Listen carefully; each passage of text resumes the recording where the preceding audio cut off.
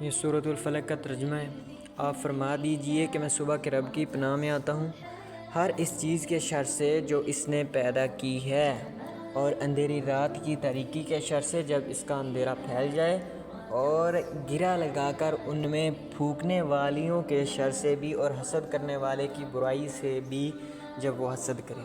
اس میں کیا ہم نے اللہ تعالیٰ سے مانگا ہے کہ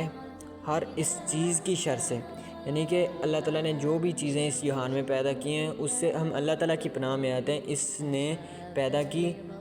مطلب کہ یہ ساری صورت کا یہی ہے کہ اس میں ہم نے دنیا کی ہر اس چیز سے اللہ تعالیٰ سے پناہ مانگ لی ہے، یعنی کہ اللہ تعالیٰ کی حفاظت میں ہم لوگ آ گئے ہیں۔ یہ ہمارے پاس قرآن ہے جس کو ہم نے بس صرف کہ قرآن خوانی کے لیے رکھ لیا ہے، اور یہ ہمارے لیے ہدایت کی کتاب ہے۔ آج ہماری جیب میں پیروں کے نمبر تو 5-6 مل جاتے ہیں، اس کو بھی ہم جانتے ہیں، اس کو بھی ہم جانتے ہیں، لیکن اصل قرآن جس کو نبی کریم صلی اللہ علیہ وسلم پڑھ کے اپنے اوپر پھونک مارتے تھے رات کو، ہمیں اس کا ترجمہ نہیں پتہ، نہ ہم اس کو یوز کرتے ہیں، نہ استعمال کرتے ہیں، بس پڑا ہوا ہے کونے میں۔ یہ ہماری ڈیڈ لائن ہے۔